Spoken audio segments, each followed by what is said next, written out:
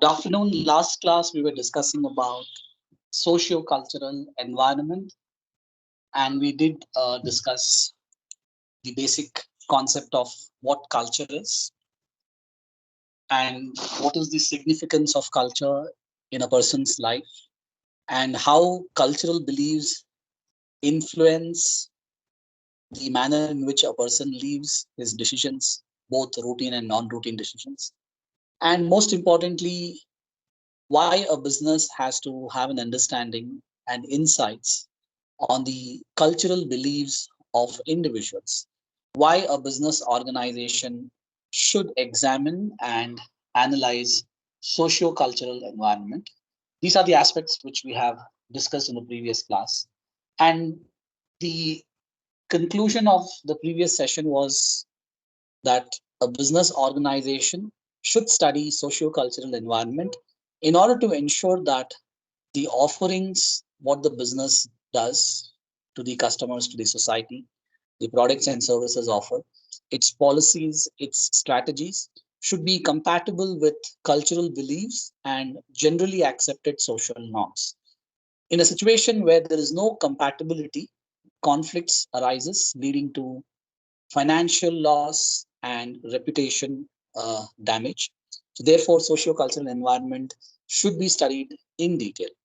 So we will continue our discussion on socio-cultural environment in today's session also, and we'll try to identify some of the important reasons why it becomes necessary for a business, not just to ensure compatibility, but there are other perspectives as to why socio-cultural environment should be studied, apart from ensuring that compatibility, what I was talking to you in the last session.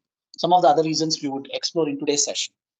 Now, according to me, the most important reason why a business needs to gain insights on socio-cultural environment is because to identify the potential business opportunity. Because sometimes when we reflect upon, for you as an individual, when you practice your cultural beliefs, when you adhere to the social norms, it is a part of your life. But from the standpoint of business, a business should always introspect how your personal beliefs, how your cultural beliefs, how the social norms prevalent in the society can be capitalized upon and a business opportunity be created out of it. Now, there are numerous examples for this. Business organizations are already doing this. Now, even though Christmas is the festival of Christians, but it is widely absorbed, it is widely celebrated by and large by everybody. Each one of us does one or the other thing which is actually practiced by the followers of Christianity. Christmas has become more of a global festival these days. And who has made this festival into a commercial festival and a global festival is obviously the business organizations. They have converted this festival and the activities of festival into commercial activities, right? So during the occasion of Christmas, various offers are given, various discounts are given, various marketing campaigns are rolled out, and in a process of this campaigning, all the kind of offerings, persuasion, which marketer does, which business organizations do, we also end up buying those goods and services, which otherwise is uh, consumed by the followers of the festival. So that is what is happening, right? I'm sure most of you play this game called Secret Santa, and most of you exchange gifts, right? So this Secret Santa concept is also commercialized, right? So most of us do buy cakes, most of us do cut cakes, even though we might not be a practicing Christian or we might not belong to Christianity, but looking at the spirit of the festival, you also tend to do it, right? I'm sure a lot of you eat biryani on the occasion of Eid because most of you are tempted to do so. There are a lot of people who buy sherwanis, who buy Pathani suits on the occasion of Eid, even though you don't celebrate the festival, but still you want to be associated with it because a lot of commercial element is being infused by the business organizations. So this is what has made most of our festivals commercial events these days. And from a business standpoint of view, that is what perhaps you should be doing. You should be finding a reason to commercialize the beliefs, right? Even though you might ask a question whether it is ethically correct or not, but that's not the point of discussion. The point of discussion is that you need to figure out that you need to somehow capitalize on these beliefs and try to create business opportunities out of it. I'm sure most of you are aware of a very auspicious festival, or probably an event observed in Hinduism, Akshaya Tritiya. Now, what is the significance of this festival? And most of us remember Akshaya Tritiya as a festival wherein the followers of Hinduism buy gold because it is considered to be very auspicious, right? So, why? What is the belief? What is the cultural background behind this festival? And why do Hindus buy gold on the occasion of Akshaya Tritiya? Now, there are numerous reasons behind this. When you try to do an examination and try to interpret the name of the festival, Akshaya Tritiya, when you translate this and try to figure out the meaning, the word Akshaya Tritiya stands for ever increasing and never depleting. So when you buy gold, your wealth increases, the value of the gold goes up, and you become rich. So that's the belief. When you buy gold, it grows, right? It value increases and you become rich. So that's one of the beliefs as to why a lot of people buy gold. But there are a lot of events that have also happened on this particular day, which makes it very auspicious. But what are the events? When we look at the history in Hinduism, we have different yugas. At present, it is Kal Yuga, which is going on at the moment. So we are all part of this Kal Yuga. But before this, there are many other generations which have passed by. There are many yugas which have gone in the past. So Treta Yuga set to began on this day of Akshaya Tritiya. So the Treta Yuga began on the day of Akshaya Tritiya. So this is also one of the important events that has happened on this day of Akshaya Tritiya. Now, another significant event that happened on the day of Akshaya Tritiya is that the most sacred river in Hinduism, which is Ganga, is believed that this river was descended from heavens to earth on the day of Akshaya Tritiya. One of the deities in Hinduism is Lord Vishnu. And Lord Vishnu took the incarnation, took the avatara of Lord Parashurama on the day of Akshaya Tritiya. And the god of wealth, Kubera, was appointed by the other deities, by the other gods, to take care of the wealth on the day of Akshaya Tritiya. And barring all these events, another belief is that in Hinduism, they practice a belief that you should not buy anything during the season of Ashada. And most of the people refrain from buying things in this month because this month is not considered to be a good month. And just after Ashada, the Hindu wedding season begins. And just before Ashada, you have the festival of Akshaya Tritiya. So all that gold, which is supposed to be bought for the wedding purposes, is bought a month in advance, and it is bought on the occasion of Akshaya Tritiya. So you are serving double purpose. One, you are getting to buy the gold on the auspicious day, and the other purpose of buying the gold for the purpose of wedding is also met. So these are the significant events. These are the reasons as to why people buy gold on the occasion of Akshaya Tritiya. These are beliefs. These are the customs. But how can this be converted into an opportunity, a business opportunity? What do most of the jewelers do on Akshaya Tritiya? Even before the Akshaya Tritiya week comes, marketing campaigns are rolled out. You buy 1 gram of gold, you get 1 gram of silver free. You get 50% discount on the making charges. You get to buy gold even if you don't have money under various EMI schemes. So somehow all the jewelry industry puts all its effort to drive consumption of gold. And there's a strong cultural backing, religious backing also. So people generally put all their effort to buy the gold on this day. And this is fueled and this is driven by various marketing campaigns and events. So for you, it is a belief. For a business, it's an opportunity to capitalize on your belief. So this is how business organizations are capitalizing on your religious beliefs. This is what a business organization should do. And that's one of the reasons why there is a thorough scrutiny of cultural environment is required. Now, one other point which I also want to make is also pertaining to religious belief. I'm sure most of you would have come across certain boards being displayed in non-vegetarian restaurants, hotels, that they serve halal meat. So halal certification is also displayed in some of the restaurants and hotels. So what exactly is the underlying concept? Why is this board being displayed? Now, obviously, this board is being displayed so that the business organization does not lose out on capturing the market. Now, the market also has a large number of followers of Islam who are very particular that the meat is meeting the protocol of the halal cut. So, what is this concept of halal cut, which the business organizations are very keen on? So, the concept of halal cut or the word halal means permissible, allowed, and something which is not permissible and which is disallowed is called haram. So the follower of Islam take their guidance and direction from their holy scripture Quran, which states that what human beings should eat and what are the things that they should refrain from consuming. So one of the criteria is that if you have to eat non-vegetarian food, it has to be halal. So what is this halal? I told you halal means permissible. Now what is the so-called halal cut? Because in case of the meat, if the animal is not sacrificed or killed in the prescribed manner, in the prescribed standard, it is not perceived to be a halal cut.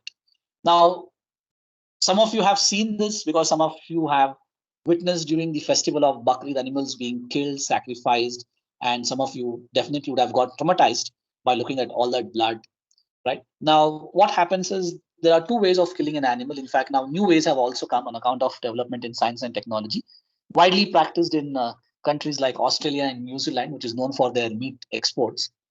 But by and large, when you have to kill an animal, it can be the first method is to go for that one shot killing, which is popularly shown in our Bollywood movies, in which the head and the body is separated using a machete or a knife, and there's only one stroke. So this is one way of killing the animal. Now, this is something which is not allowed in Islam because there are various religious reasons and scientific reasons for the religious beliefs. Now, one of the reasons is that when you kill animal in this fashion, the animal may get traumatized and the animal may form various clots in the body, and most of the infection diseases comes from the blood. And this method of killing creates a lot of blood clots, which results in infection. Another thing is that this method of killing traumatizes animal. Sometimes the animal goes into coma, but we don't know whether the animal has gone into coma or not because ultimately the animal is killed and we eat it. So this method is kind of cruel from the perspective of beliefs. So what happens is the other method of killing or sacrificing the animal is to obviously follow the protocol of halal cut, which says that you have to kill the animal in a manner in which the animal is not tortured, traumatized. The animal should not suffer pain. Sometimes it might sound a little weird that if you're killing somebody and the person should also not feel the pain, but there are methods like that. And one of them is this halal cut, in which the windpipe is cut and the jugular vein is sealed. So what happens since the windpipe is cut off, there is lack of supply of oxygen to animal body, and since the jugular vein is also cut off, all the blood flows out of body, so animal dies on account of shortage of oxygen and lack of blood supply in the body, without getting traumatized, without going through that shock, without feeling all that pain. And before the animal, this cut is made, a few verses of the Quran is recited. So this method is called halal cut, and this is the protocol which the followers of the Islam have to follow. That they have to ensure that the meat what they eat, all that non-vegetarian food what they consume is done in a halal. So this is a religious belief. So why not incorporate this religious belief in your business policy to maximize your sales potential? And that's what most of the QSRs, the quick service restaurant industry, does across the globe, whether you're eating food, whether you're eating burger in India or whether you're eating burger in Japan, right? Looking at the local population, looking at the requirements of the local culture, these restaurants go for halal certification. So there's a body which gives halal certification. So this is the practice, this is the religious belief, but why not accommodate this and create a business opportunity. And that is what business organizations are doing. Now, let me also give you an example at a very small level, because there is no hard and fast rule. And don't be under the impression that only it is the big companies, it is the conglomerates, and it is the multinationals and transnationals who have to do this intelligence, who have to do this research analysis to understand socio-cultural environment. The answer is even a small store, right? Even a small vendor who sells on the roadside can get these insights and capitalize on that. I'm sure in all the religions in India, what we have, there is a festival in which we remember all those people who have died in our family circle, in our relatives, and we offer our prayers, we offer food in the name of the person who has died, and we offer all sorts of things just to ensure that the person who has died, his soul gets benefited. Do we have such festivals? I mean, do we celebrate such festival in Christianity? Is there any festival in Christianity for this? Is there any festival in Hinduism which on which all these practices are done? Is there any festival in Islam? The answer is in all the religions you have such festival, right? I remember visiting uh, on the, I think it was during Mahalaya Amavasya or Mahashivratri, I'm not sure. I visited my friend's house and they had a puja and they were praying for their my friend's dad had passed away, so they were praying for him. And I was looking at the items which they had kept for doing puja. Of course, there was food, there were clothes, and what surprised me was that there was a small alcohol bottle with a small bundle of Ganesh Bidi also was kept. So I asked my friend, "Oh, what is the idea behind keeping a small alcohol bottle and a BD packet?" So he said, "No, my father used to drink and smoke.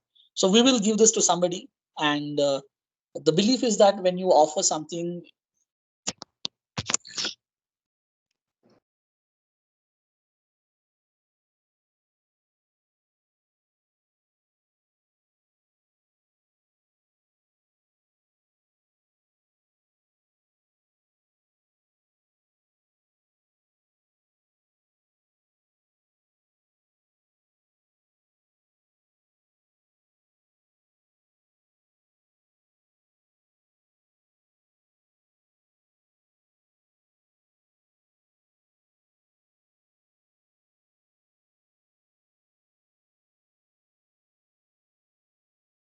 so the whole idea of offering prayers, giving things, is to ensure that the soul of the person who has died, his soul gets benefited, the prayers are offered. So this is a common festival that exists. And I do also take part in this festival, and I do offer my prayers and other things in the name of my grandfather, my grandparents, in fact, who are buried in a cemetery which is in Rajajinagar. So I travel all the way from Bangalore North, all the way to Rajajinagar morning, 6 o'clock, and go and offer my prayer in the graveyard. Near the graves, I put flowers and I pray for them. Now, the surprising thing is that uh, predominantly all the vendors who sell flowers on this festival are Hindus. So we buy flowers from them, which is a very important component of this belief that you put flowers on the grave of the person. Now, the interesting thing here is that when you look at the festivals, especially in Islam, they do not fall on the same day, as you are aware. So Eid, which was in May in the month of in the year 2021, now in this year it will be in the month of April. So there is always a kind of a preponement that happens. And this is on account of the calendar. Generally, we follow solar calendar. But the followers of Islam practice lunar calendar, in which the calendar is based on the cycles of the moon. So obviously, the number of days in a year is much lesser than the solar calendar, and that's the reason the festivals, the dates get preponed.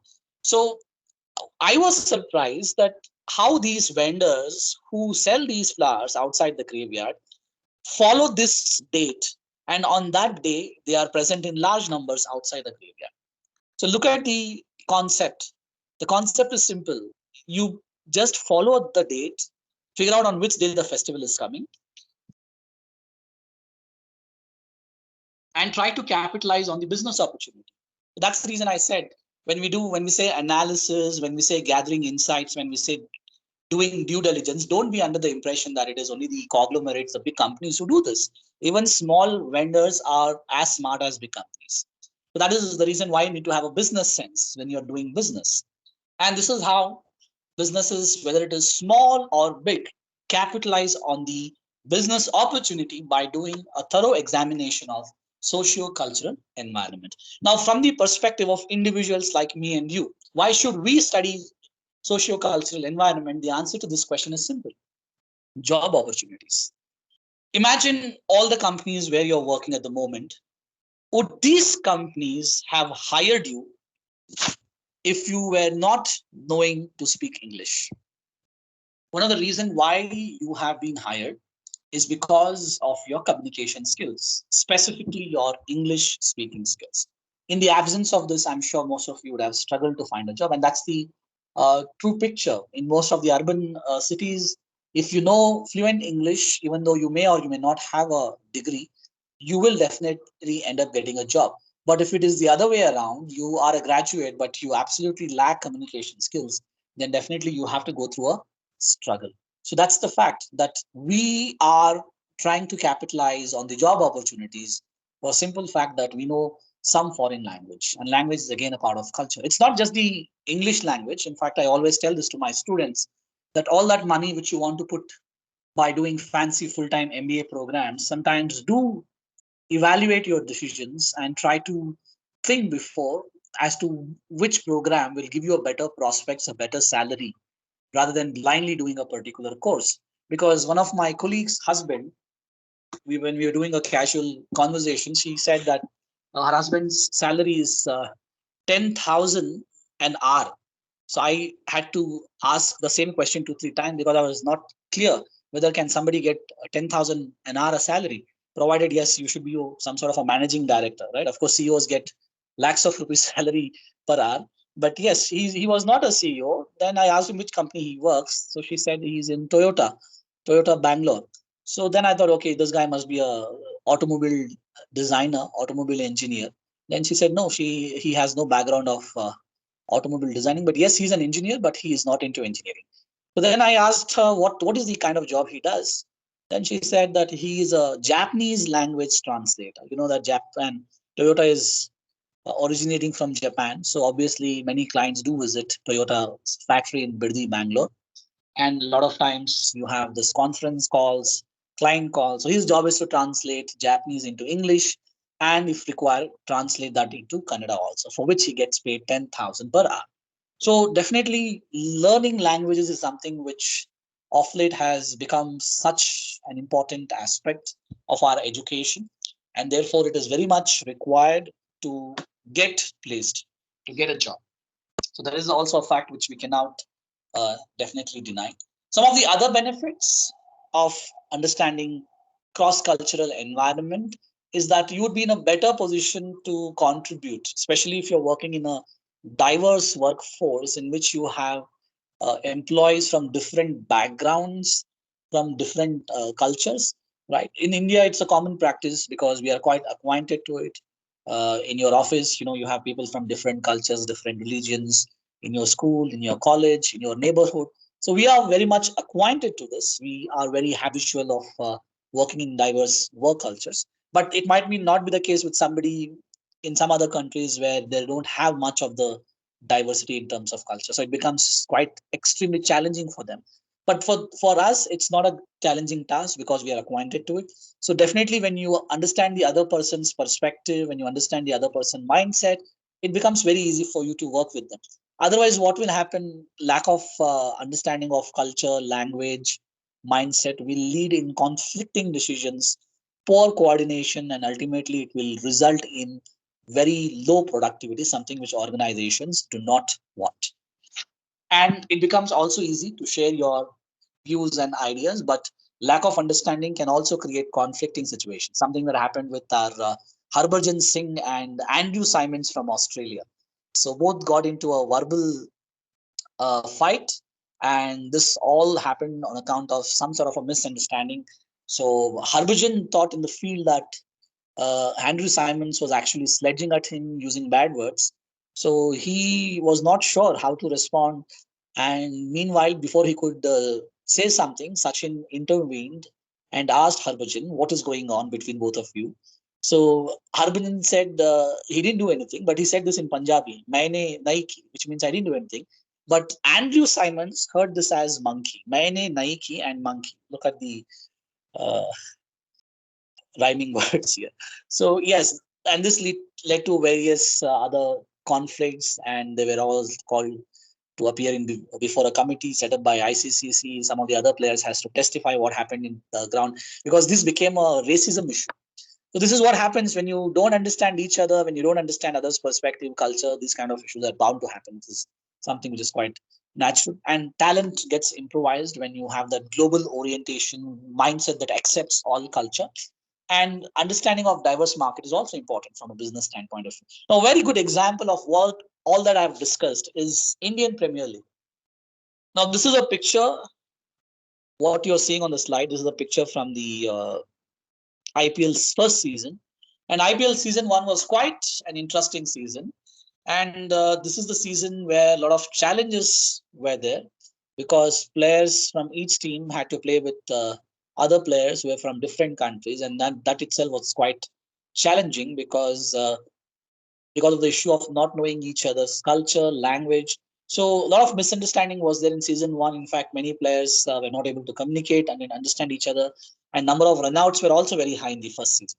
So therefore, understanding of culture becomes very important, and that is where cross-cultural communication comes into picture. So cross-cultural communication is a process of sending and receiving message between people whose cultural background could lead them to interpret verbal and non-verbal signs differently. So this is what happens when you don't understand each other well. What you speak might be interpreted in a different way, something which happened with Harbhajan Singh and Andrew Simons. So before we get into and deep dive a little more into cross-cultural communication, I also want to bring it to your notice the different kind of cultural contexts that exist in the world.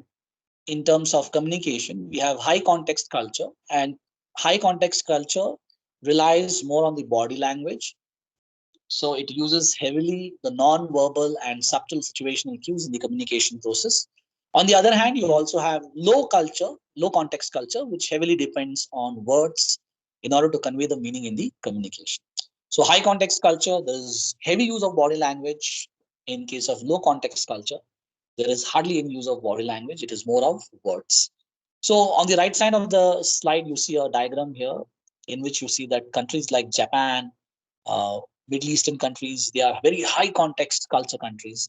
And countries like Switzerland, Germany, they hardly use body language in their communication. But what about us? What do we Indians do? Do we use more of body language in our communication process, or do we use more of words? What do you think?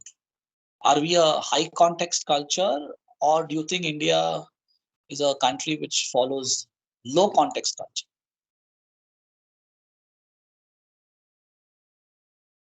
In order to answer this question, you have to just reflect upon a incident which I'm sure it is quite usual with all of us, right?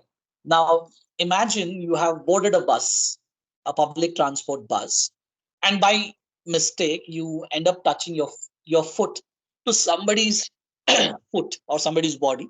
What would be your reaction? What would be your way of telling sorry to that person? What generally we do in Indian context?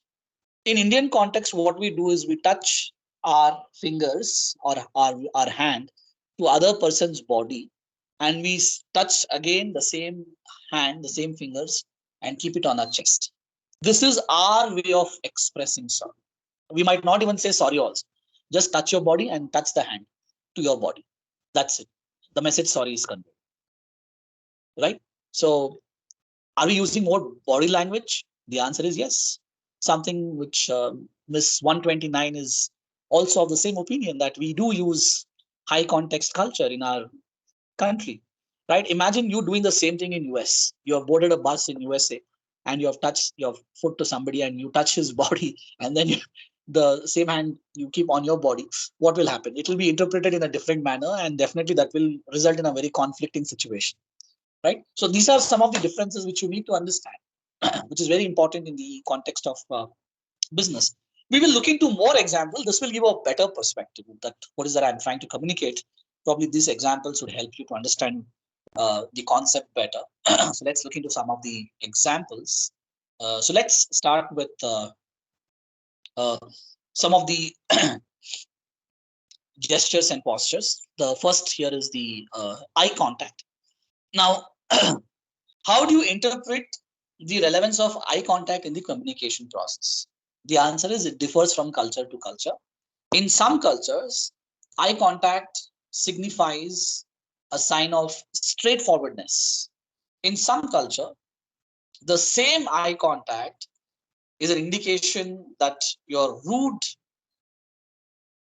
or it is perceived to be very challenging. Some cultures say that eye contact is must, it is a sign of straightforwardness. On the other hand, some cultures don't consider eye contact to be a good behavior. When I say eye contact, I'm talking this in the context of a stranger. When you're conversing with a stranger, what is the relevance of establishing eye contact? Not with somebody who you already know, in the context of strangers. So it differs from culture to culture. So let's begin with the United States. So what is the significance of eye contact in the United States? It is perceived as one of the most efficient and easy way of communicating. If you have an intention to get connected with a stranger, you want to start the conversation, you don't have to go and say hello to him or her. All you have to do is look into the eyes of the other person for a few seconds, and the other person understands that you want to start a conversation. So how easy it is in US, right? So yes, I mean, in comparison with US, Indian poets have written so much of literature only on eye contact, right? But that's different altogether. So that's the just the cultural standpoint of view and its relevance, especially in the context of establishing eye contact in terms of communication. But what is the relevance of eye contact in Arab culture in the Middle East? In Middle East, eye contact is perceived to be a symbol of straightforwardness, but it comes with a condition. Like most of your marketing offers and discounts, they have a lot of conditions. Similarly, here also there is a condition. The condition is that eye contact with same gender creates wonder, but with opposite gender, it creates thunder. Which means, imagine you're boarded a bus in Saudi Arabia and you're staring at a woman there in the bus. So what will happen?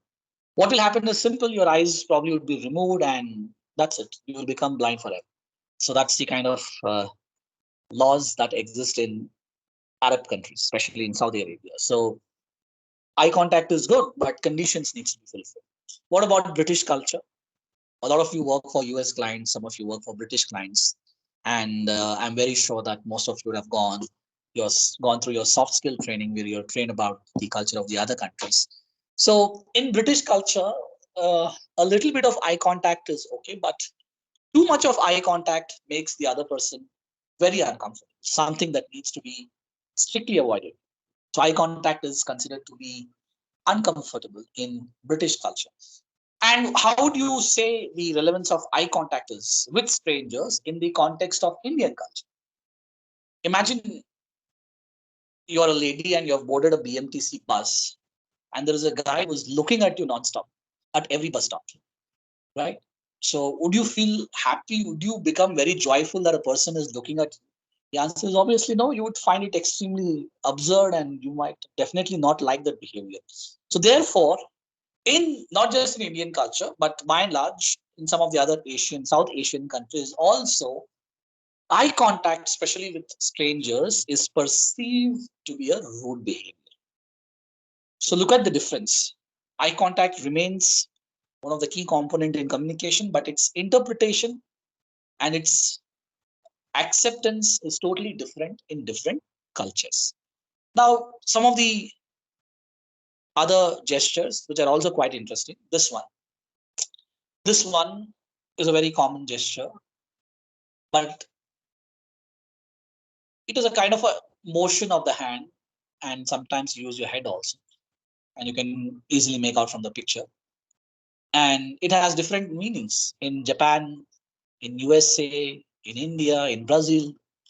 It has different meanings in some countries, in some cultures. This means perfect, okay, whereas in some countries it means zero, worthless, rubbish.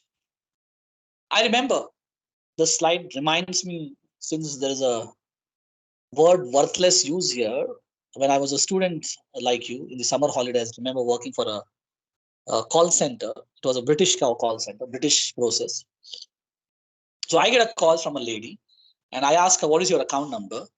So usually we have, right, a certain numbers which are actually account numbers. Sometimes it is alphanumeric. So this lady said nothing, nothing, nothing. Then I said, what? Then again she said the same thing. I asked her twice, she said the same thing. I was confused. What is he trying to say? Because whenever I ask her the account number, she said nothing. Then I realized that one of the way of expressing zero is also nothing. So because we generally hear people using three things. Either you say O in US culture, or you say zero straight away, or sometimes you say not, but nothing was something new for me. So therefore, you look at the expressions which has different meanings, right? Now this itself has so many different meanings in different cultures. In USA, it means okay. In Japan, this means money. In Russia, it means zero. And in Brazil, it means insult. So what happens if our Indian company, Bharat Petroleum, goes with this gesture, which is their trademark, that signifies pure for sure in Brazil? Obviously, they would face serious consequences. So that's the reason even gestures, postures, you can't overlook and neglect them. You need to closely monitor and understand their meaning, and then only you should use them in your company's communication process, whether it is designing a brand name or whether it is the name of the company itself. Sometimes the name itself may have different meanings in different countries, right? So that is also extremely important. I'm sure most of you would have heard of a company called Honda Jazz. Honda Jazz, most of you have heard, and most of you have seen this car. Didn't do well in markets, but this car was first launched in Germany, and in Germany it had a different name. I'm not able to recall its name. What the name was? Yeah, it was Honda Fita. The name was Honda Fita. Now, this word Fita has a very different and a vulgar meaning in German language. And later on, the company decided that it has to be changed, and it was later named as Honda Jazz. Now, what it means in German language, probably you can do Google and figure out what it is. But yes, it was changed. So that scrutiny also is required, because the perspective changes from one culture to another culture. So therefore, it is very important, right? So these are the things which this is another interesting gesture. So this has different meaning in different countries. In Egypt, it means be patient. Something which India, would you also say this means be patient in India? What this gesture means in India? It is a symbol of requesting somebody. I would rather say this is like a little. You can also say this means little, or it also sometimes signifies can you please, right? Sometimes when you plead, we use this. But in Egypt, it means be patient. In Italy, it means what exactly do you mean? Interestingly, its meaning is quite different in Greece. It means that's just perfect. I would rather say this is perfect in India or okay in India, but this is perfect in Brazil. And there's another interesting gesture which has different meanings here, right? In Western world, it means phone call. Do you have a phone? In USA, it means signs of Texas Longhorns. In Brazil, it has a different meaning. It means your wife is cheating. So you need to be careful when you're using uh, these gestures in your communication process. We have, in fact, so many other aspects also, which probably we can quickly run through, because these are quite handy and useful. Some of the skills to overcome cultural differences is to understand the other culture. So only way by understanding others' culture. Once you understand other cultures, it's not just important understanding others' culture. You should also respect the differences between your culture and other culture. These are some of the fundamental things which will help you to get along with people of other culture. But if you try to make or if you try to create uh, differences, if you try to capitalize on those differences and try to create uh, trouble, it won't help, right? So you need to respect those differences. Now, when it comes to some of the other postures, this gentleman is seated here and he seems to be quite relaxed.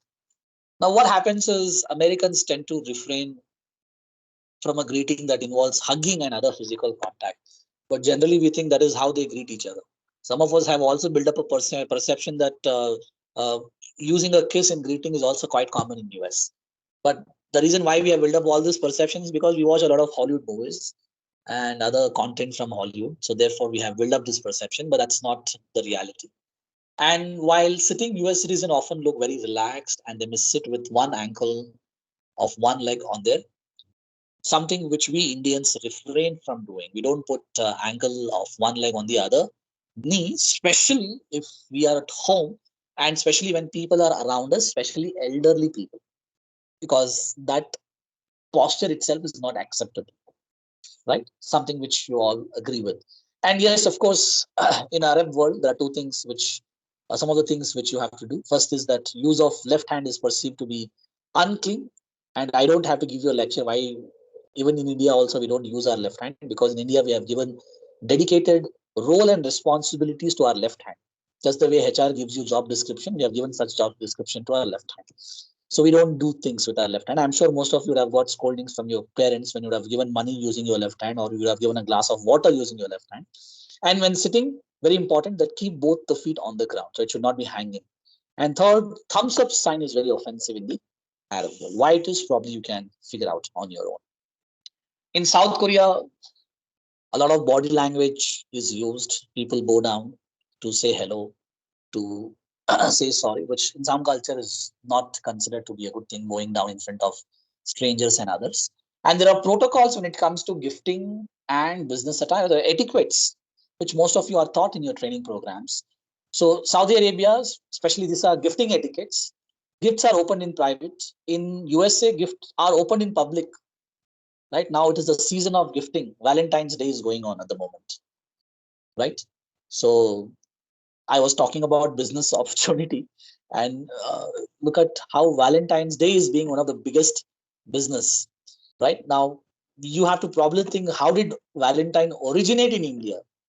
Right? How does this festival originate in India? And the answer to this question is thanks to Westernization. All these festivals are brought by your multinational companies, and now somehow they are being widely practiced because one or the other way, most of us do work in multinational companies. We do like Western culture, and some of us also like the idea of saying, uh, expressing your love. What's wrong in that? Expressing your love to somebody whom you really love on a particular occasion, there's nothing harm in that. So technically, logically, when you think also, there's nothing wrong. But yes, of course, you will find a lot of anti-social elements in India who are always on their toes and who always give you lecture that no, you should not celebrate Valentine's Day. And I'm sure tomorrow you will get to know a lot of incidents, these anti-social elements, these right-wing hooligans will carry out tomorrow. So yes, let's keep that aside. But yes, how this Valentine's Day is being converted into a commercial uh, business activity is clearly evident from the kind of promotions that are going on. Right, most of the resorts are giving you bumper discounts. Most of the hotel reservations are full. Restaurants are full. Amusement parks are full. Right, it is a season of gifting, so jewelry, uh, whether it is chocolates, confectionery, other condiments, right, all are on a full-time high. The sales are in full swing. So yes, this is how you should capitalize on the business opportunity. So in US, gifts are opened in public. So you give a gift, postmortem is done right in front of you. In Saudi, it is not done, it's done in private. What do we practice in India? Do we open gifts in private, or we immediately do the postmortem in the front of the person who has gifted you? What do we practice in India? Is it private opening or is it opening in public? I think we do follow okay, 97 says we do both. It depends, right? If my friend is really insisting me to open the gift, we generally do it. Otherwise, if somebody is not insisting us, we try to open it in private. And what are the kinds of gifts that needs to be given and what should be avoided? That knowledge also is very important. Imagine you have started a new company in Saudi Arabia, and on account of your company's anniversary, you have given one expensive wine bottle to all your employees. Then obviously you'll be in serious trouble because alcohol consumption is prohibited. So you need to be a little more careful as to what kind of a gift should be given and what should not be given. In fact, in China, and this might sound a little weird to you, that people should not give watch or clock as a gift. because giving a watch or a clock as a gift indicates that your time is up and very soon you will die, because clock or watch is associated with death. So seems to be quite strange to us, because we Indians definitely prefer watch as one of the gifts to be given on any occasion. But here the thing is quite different. And in France, there is a different culture. In France, there are dedicated flowers for different occasions. Right? There's one HSBC advertisement which I remember, in which a gentleman is having a coffee in a restaurant on the roadside, and then he sees a woman who's struggling with her shopping bags, finding it difficult to carry all of them. So he goes and helps her, drops her all the way to her home, and then they become friends. And the very next day, he goes to her house with flowers, but the house is locked. So he drops the flowers in front of the door, and then he leaves it. And immediately after this, the entire neighborhood gathers with same type of flowers, candles, and they start offering prayer, because those flowers which this gentleman buys are bought only on the occasion of funerals. So just imagine, even flowers have a certain purpose, right? So these are the things which I wanted to share as a part of the socio-cultural environment. In fact, we can have 5 6 sessions only on cross-cultural communication, try understanding more and more insights on socio-cultural environment. But let's conclude. So let me summarize what is the significance of socio-cultural environment. Socio-cultural environment, studying this component is very important to ensure that the business policies, the offerings of the business are compatible with these cultural beliefs and social norms. And also, it is significant to understand socio-cultural environment to identify business opportunities. So, with this, we will wind up today's session.